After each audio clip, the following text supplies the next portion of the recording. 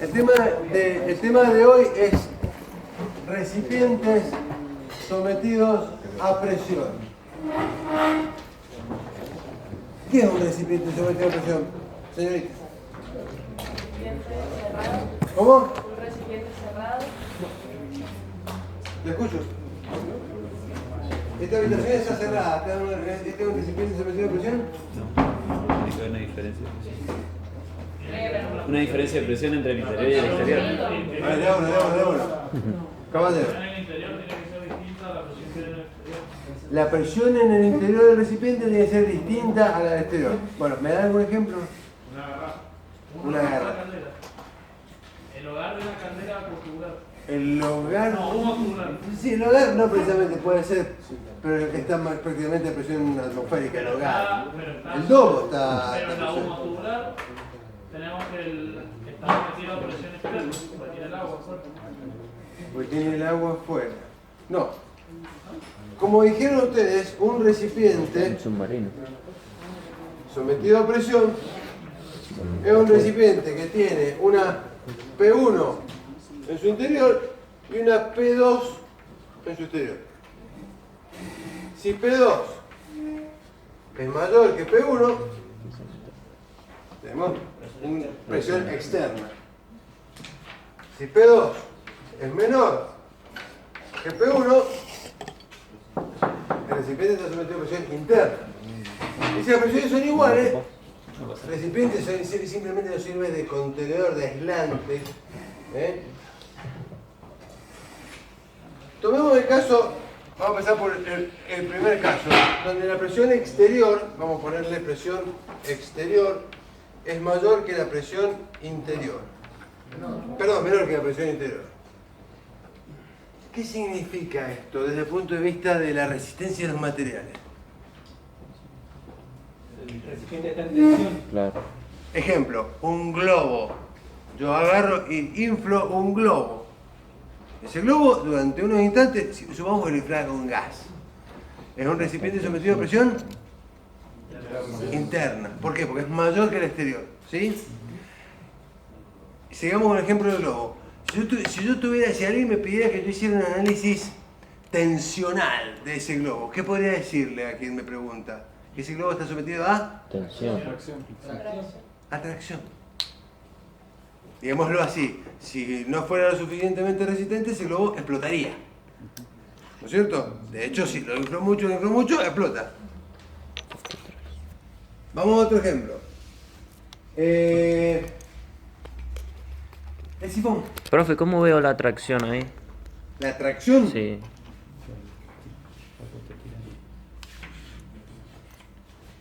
Si yo hiciera el diagrama de cuerpo libre, lo que tendría es una resistencia del material igual y de sentido contrario a las fuerzas que tienden. Por eso está en equilibrio. En el caso del globo también. Llega un momento. No, porque tiene su forma, ¿no?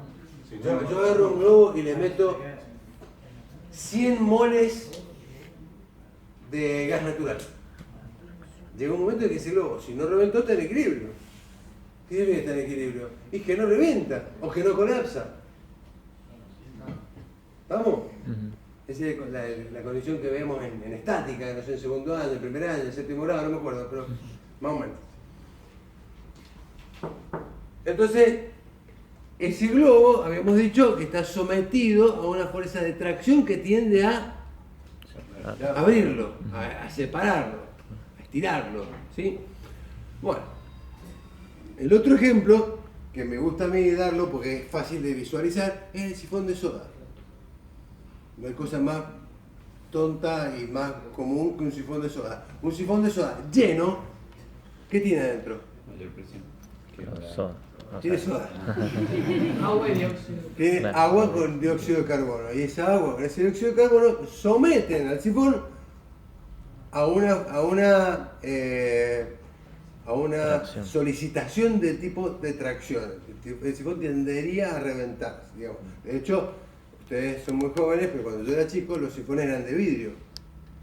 Y no era raro el caso de que a algunos se le cayera un sifón y era una catástrofe. Porque explotaba como una bomba. es un poco exagerado, así como una bomba, pero explotaba y las consecuencias eran jodidas. Aparte el cabezal era de metal. Era de metal.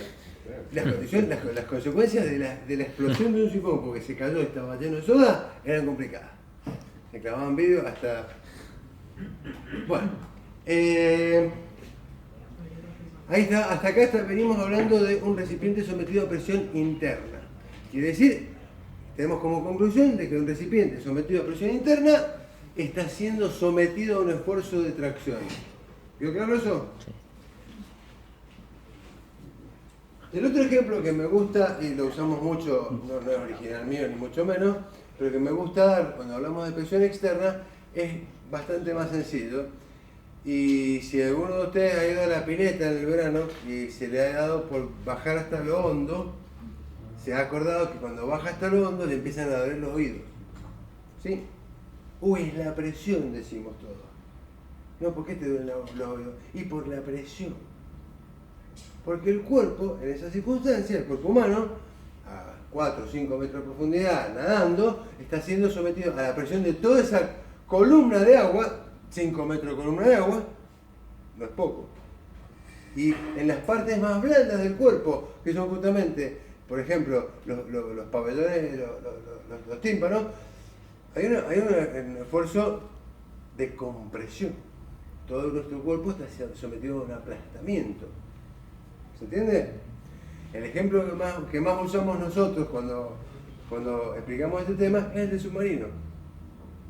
Un submarino es un recipiente, que les cabe alguna duda que un recipiente contiene gente, armas y misiles, qué sé yo, pero está sometido a presión externa. No puede bajar infinitamente a las grandísimas profundidades, no puede bajar a 1000, 2000 metros, no puede, porque colapsa, se aplasta como una lata. ¿Se entiende? ¿A qué tipo de presión está sometido ese submarino? Externa. Y obviamente ese submarino estará en equilibrio, como veíamos recién cuando hablábamos del tanque de gas o del globo, estará en equilibrio cuando la presión externa es resistida por la estructura del submarino. Por eso no se aplasta. ¿Me entienden lo que digo? Es una relación de esfuerzos, donde los esfuerzos exteriores son iguales, menores o iguales a los esfuerzos interiores. Ese tipo de esfuerzo nos da un recipiente sometido a presión interna o externa.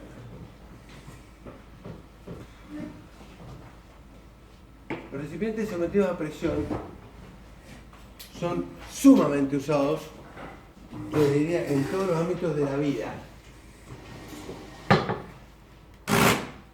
Ejemplo, el sifón, ya les dije. Otro ejemplo, menos vulgar, el hospital, hay una persona que está en carpa de oxígeno. Esa persona que está en carpa de oxígeno es una persona que está en una habitación y hay una botella, hay un cilindro, hay un recipiente que contiene oxígeno a alta presión y con una válvula arriba yo voy graduando, porque no lo puedo inflar como una pelota al pobre hombre. ¿Sí? Pero yo voy graduando qué caudal y qué presión voy permitiendo la salida. En definitiva, ese cilindro tendrá una pared que será más fina o más gruesa para soportar el esfuerzo de la presión interna.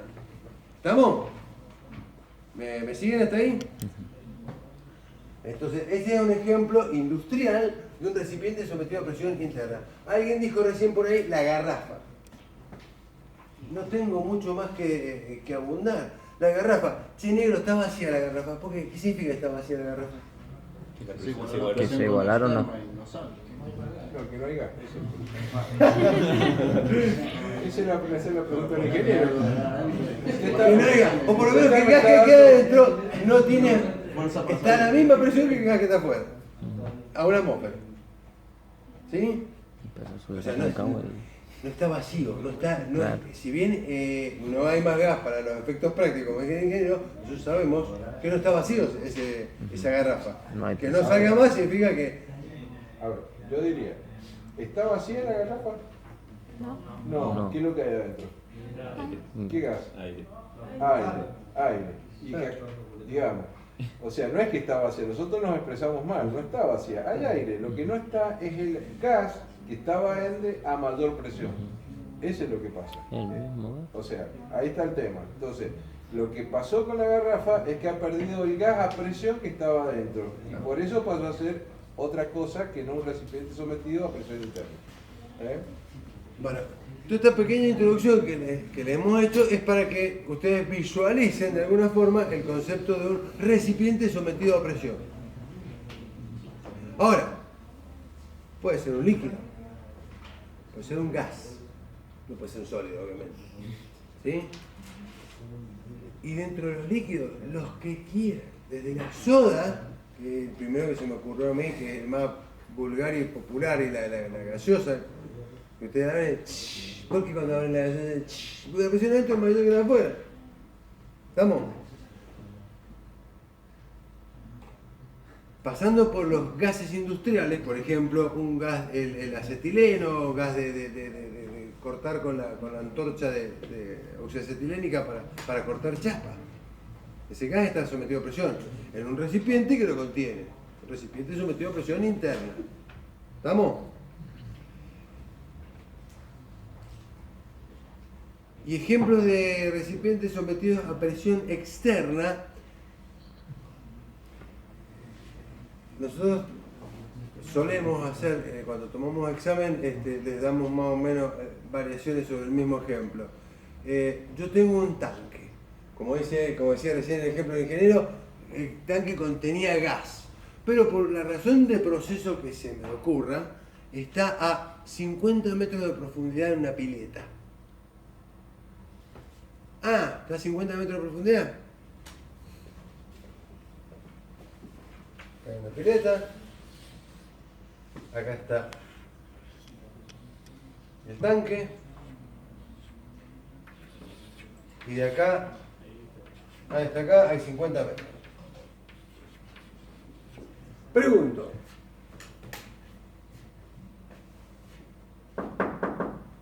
Si el cilindro estuviera vacío, ¿qué tipo de caso sería? Que es externo. Presión externa.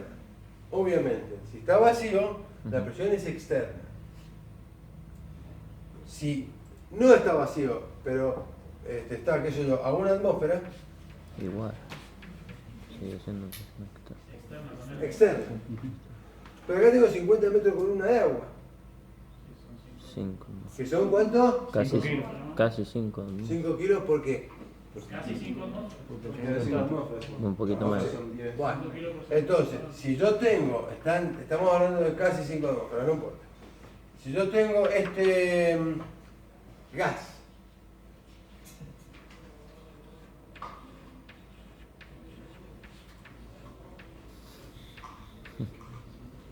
$3.000 PSI. A propósito, puse PSI. Son libras por pulgada cuadrada, todos lo saben. Pregunto, ¿ese recipiente está sometido a presión interna o externa? Externo. ¿Quién dice externa? ¿Por qué? Porque 3 PSI es muy 3.000 PSI. o 3K PSI, pequeña presión.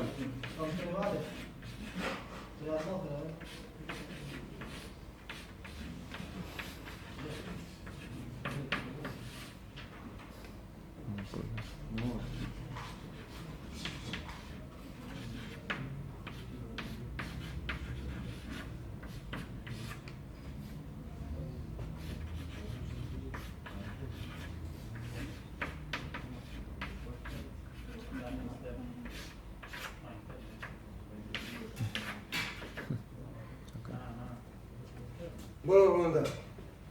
¿Ese recipiente está sometido a presión interna o externa?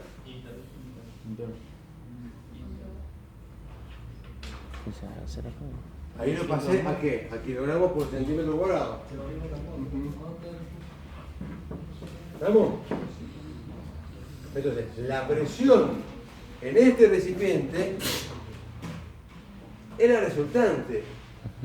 tanta presión interna tiene que tiende a someterlo a un esfuerzo de tracción, tanta presión externa tiene que tiende a someterlo a un esfuerzo de compresión, la resultante de la presión que está sometida este cuerpo, este recipiente, es la diferencia.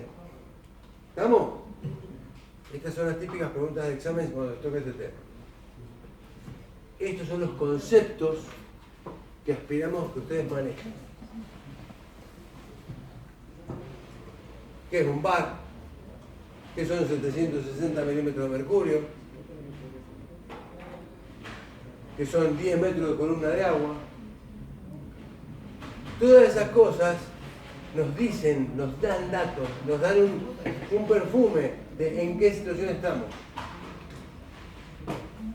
Hace un ratito les contaba lo de la cuestión esta de los finlandeses. Es interesante, ustedes ¿se acuerdan de esto? Se van a acordar mientras vivan de eso. La relación entre la presión, el volumen y la temperatura es como te diría, no hay una ley más perfecta, no hemos sido capaces de encontrar una ley más perfecta que explique cómo manejamos a los gases.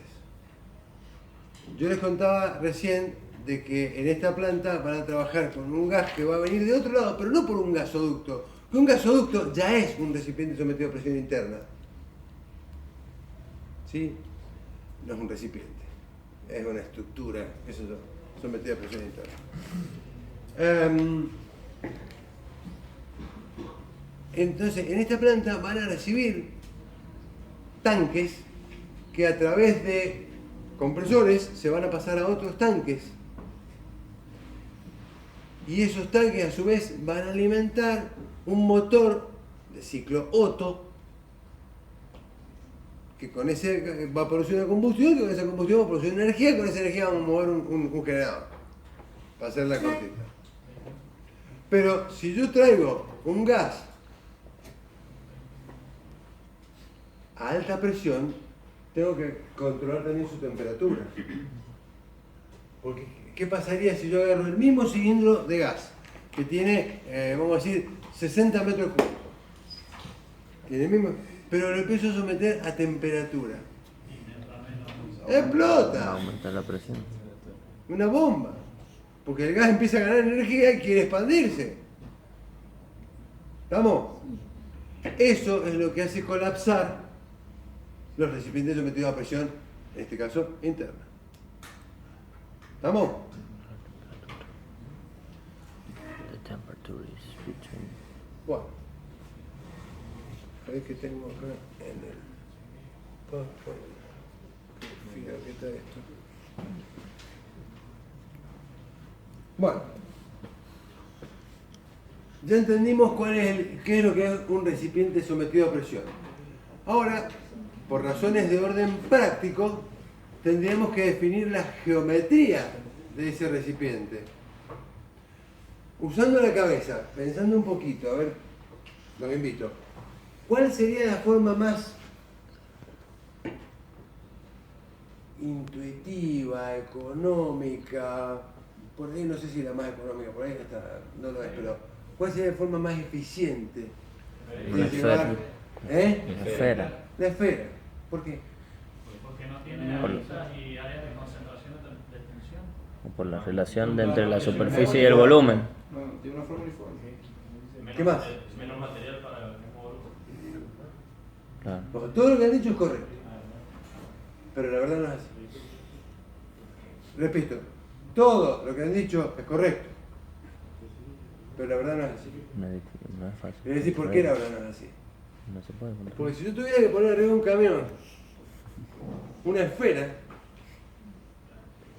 de igual volumen que un cilindro, la esfera me daría más diámetro. Tengo que pasar bajo el puente. Tengo que maniobrar. ¿Se entiende? Ahí es donde los ingenieros empezamos a hacer, como se dice, compromisos. Bueno, me salió feo, pero funciona. Rendí con 4 pero aprobé. No, con 4 ahora con 6, ¿no? Sí, pero aprobé. Entonces, alguien dijo, la concentración de tensiones es uniforme. Los esfuerzos, diría yo, sobre la superficie del contenedor, del continente, ¿cómo se llama? Del recipiente, son uniformes. ¿Sí? A medida que me voy alejando de la forma esférica, las tensiones empiezan a cobrar preponderancia, unas sobre otras.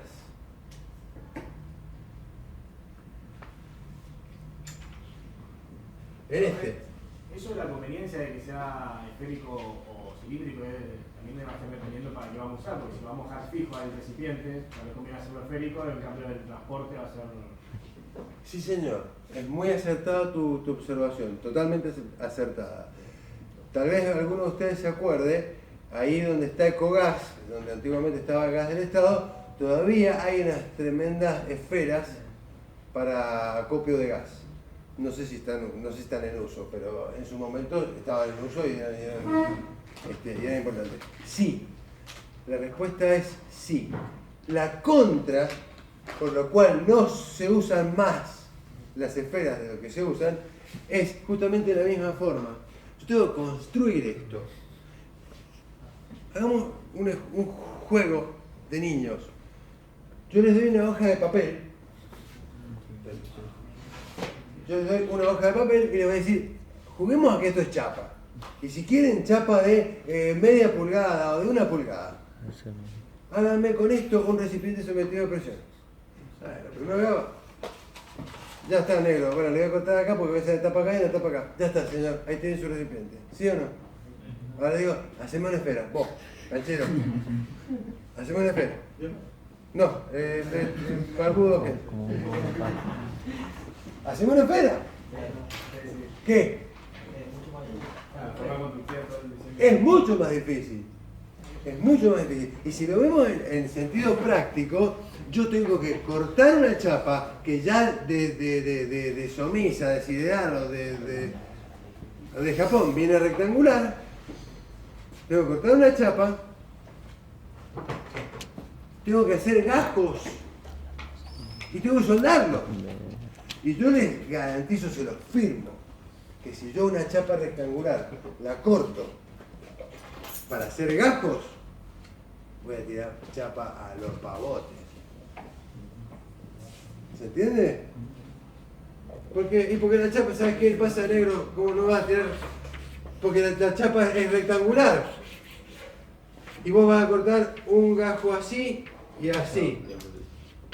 Y otro gajo así y así.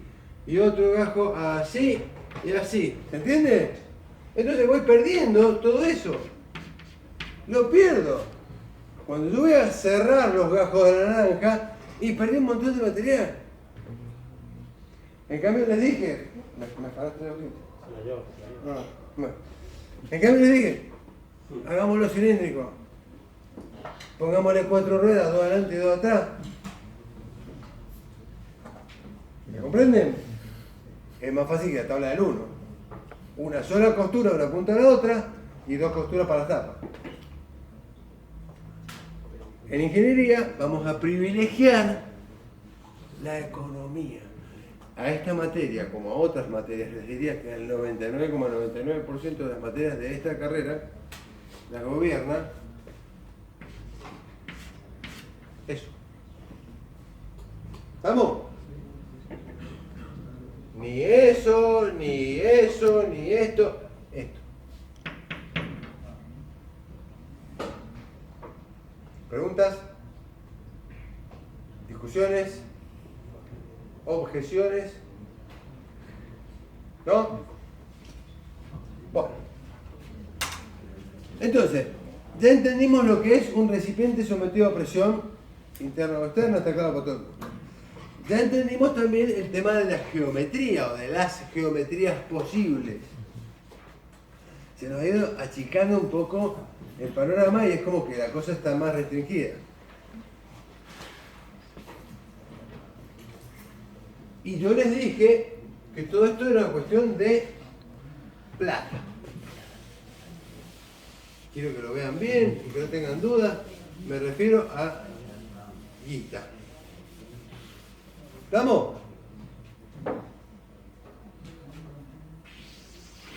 Entonces, si esto va a manejar, va a definir la ingeniería de mi recipiente, pregunto, ¿este signo pesos será función de qué? Los escucho. Material. Cantidad. Del tipo, vamos a decir, del tipo de material. Tipo. Cantidad. Del diseño, dijeron por ahí. O de la geometría, diría yo. Vamos a decir diseño porque ustedes lo dijeron y me gusta mucho. Diseño. ¿Y de qué más? Cantidad. Absolutamente. ¿Qué más? La mano de obra. Tiene que ser alguien de ASME, cara. ¿De qué? Tiene que ser de ASME para que haga el diseño. Todavía no me habló de El entorno donde va a estar, si es corrosivo. ¿no? el uso. La cantidad de material. Sí, bien. ¿Qué más? La soldadura.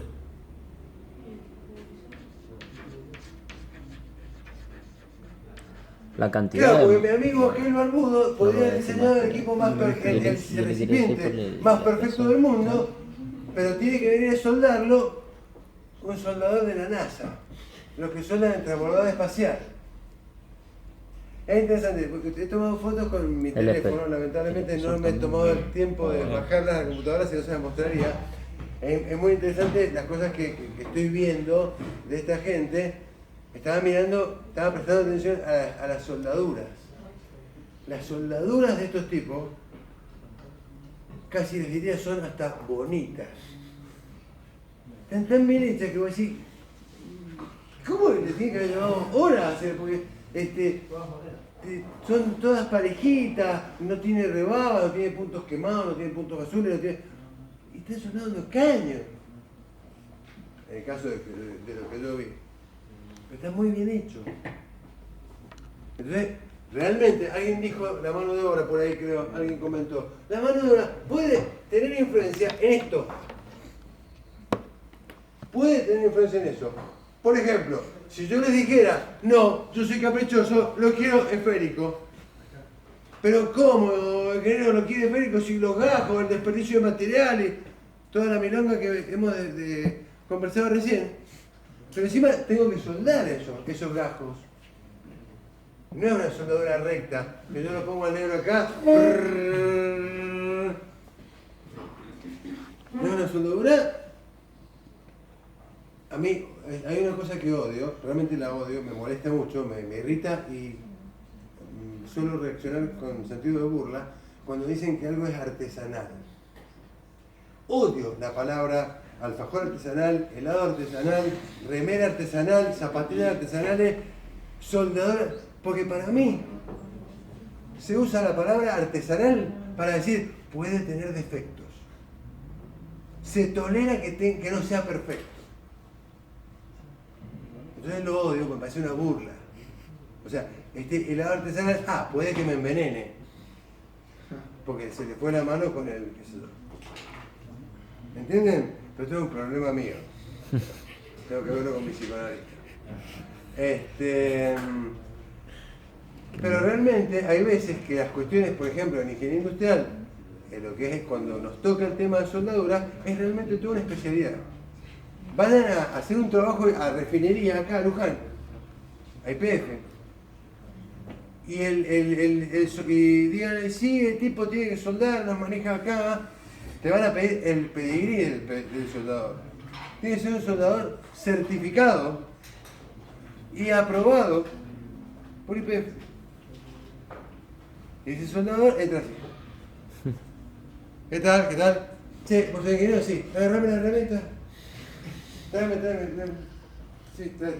Y viene el tipo, el soldador, es una persona, no es un trabajador así nomás.